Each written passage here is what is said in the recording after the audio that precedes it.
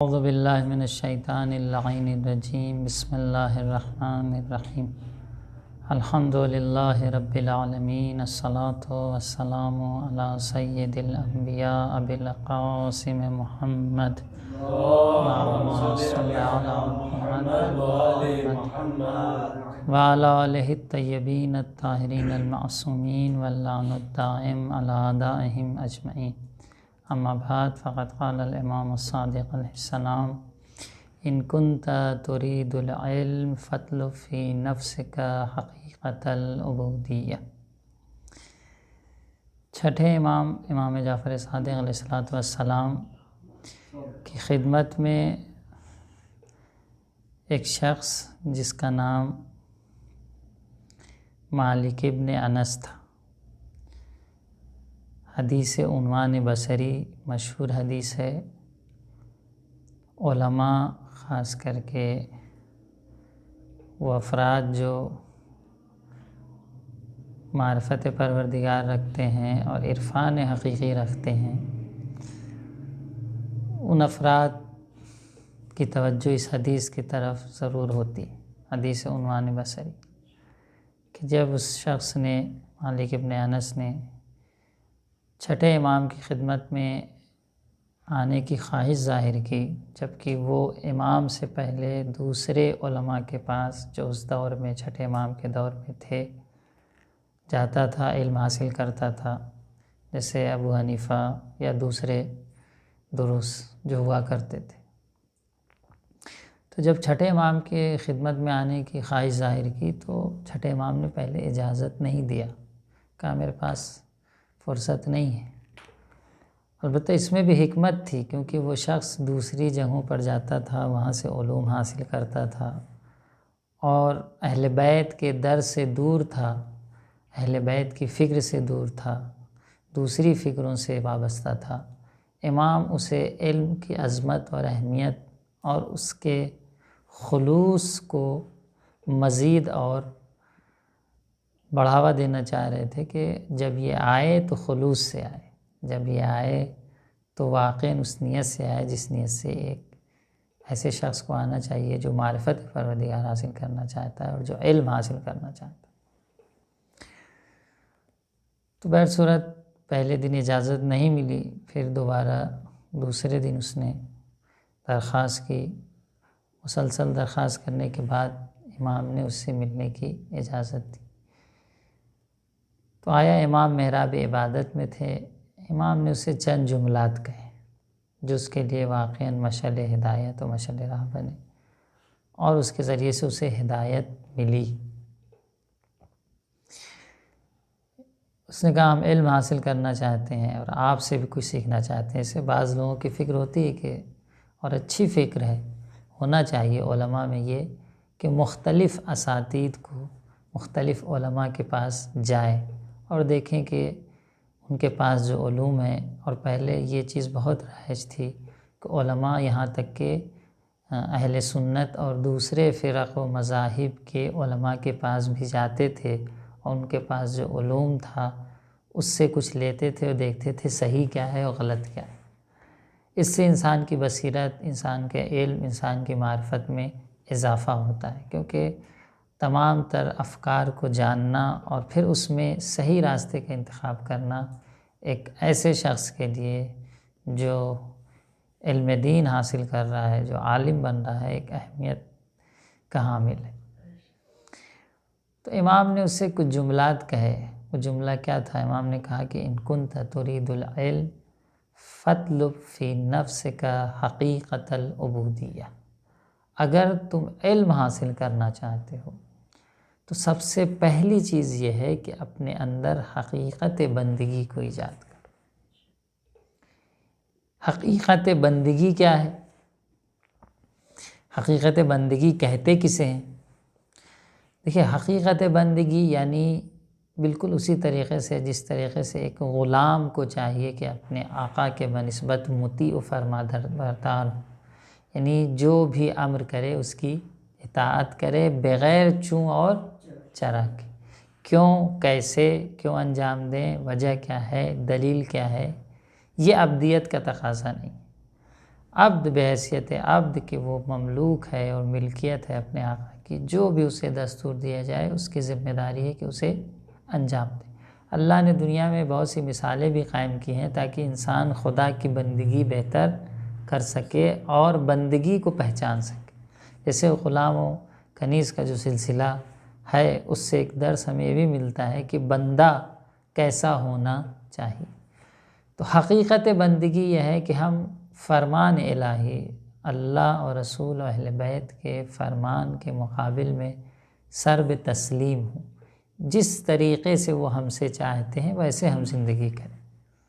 اور یہ مقام عبدیت اور مقام بندگی جو ہے وہ خدا کے نزدیک سب سے زیادہ اہمیت کا حامل ہے۔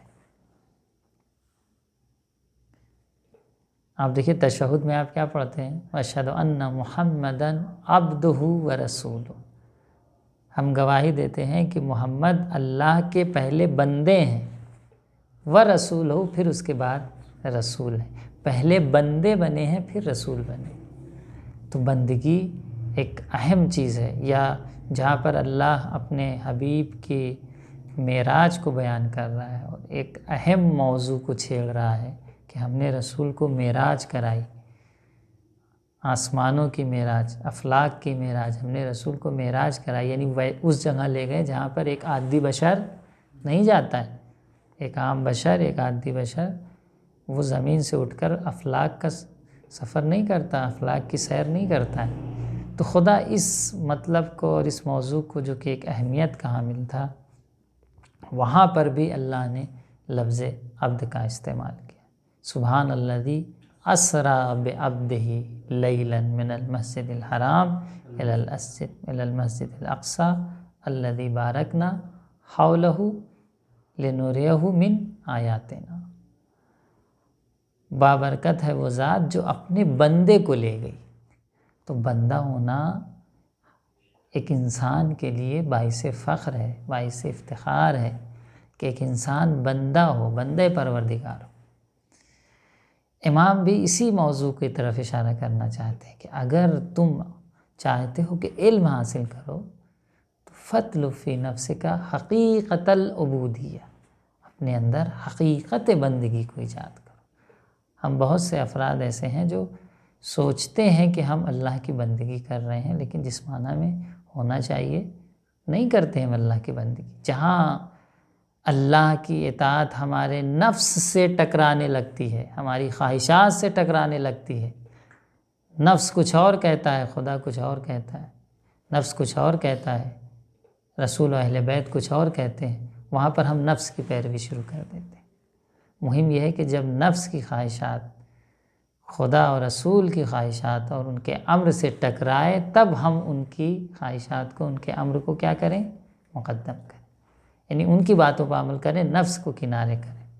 اس وقت آپ کے اندر حقیقت بندگی پیدا ہوگا، ورنہ جو چیز خدا چاہتا ہے اور ہم بھی چاہتے ہیں، یہ بندگی نہیں ہے۔ بندگی یہ ہے کہ جو چیز خدا چاہتا ہے اور ہم نہیں چاہتے، لیکن کیونکہ خدا چاہتا ہے، کیونکہ رسول اہل بیت چاہتے ہیں، اس لیے ہم اسے انجام دیں، یا اگر ترک کرنے کی چیز ہے تو اسے ترک کریں۔ تو حقیقت بندگی ایک بندے کے لیے، ایک مومن کے لیے ایک اہمیت کی چیز ہے، اور بہت ضروری ہے کہ اس موضوع پر وہ غور و فکر کرے اور توجہ رکھے کہ ہمیں خدا کا بندہ ہونا چاہیے۔ مشہور واقعہ ہے بشر حافی کا کہ جو چوتھے امام زین العابدین علیہ السلام محمد وعلی محمد گزر رہے تھے، کسی گھر کے پاس سے دیکھا کہ وہاں پر شور شرابہ، گانے بجانے کی آوازیں آ رہی ہیں۔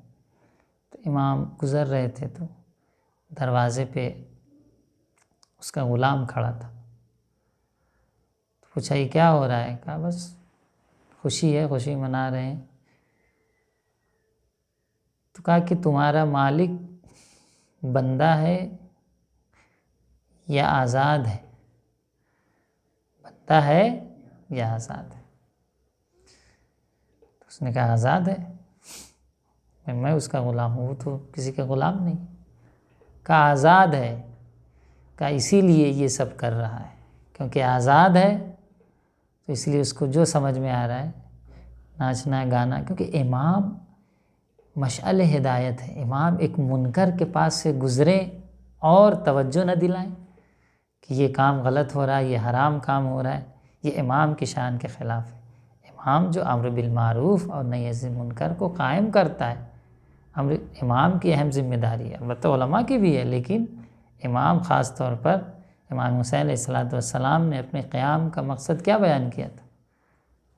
ارید ان آمر بالمعروف وانہا عن المنکر. مقصد امام امر بالمعروف اور نہی عن المنکر ہے. معروف کی طرف دعوت دینا، اچھائی اور نیکی کی طرف دعوت دینا، اور برائی سے روکنا، یہ امام کی ذمہ داری ہوتی ہے. اب امام ایک گھر کے پاس سے گزر رہے ہیں جہاں سے ناچنے گانے شور شرابے ہو رہے ہیں اور ناچنے گانے کی آواز آ رہی ہے، تو امام کی ذمہ داری ہے کہ کیا کریں؟ نصیحت کریں. امام نے اپنے انداز میں ایک سوال کیا کہ تمہارا مالک آزاد ہے یا غلام؟ اس نے کہا آزاد ہے. کہا بس کیونکہ وہ یہ سوچتا ہے کہ آزاد ہے تبھی ان حرکتوں کو انجام دے رہا ہے. اس نے جا کے اپنے مالک سے کہا، لیکن یہ ایک جملہ اس کے لیے باعث نصیحت بن گیا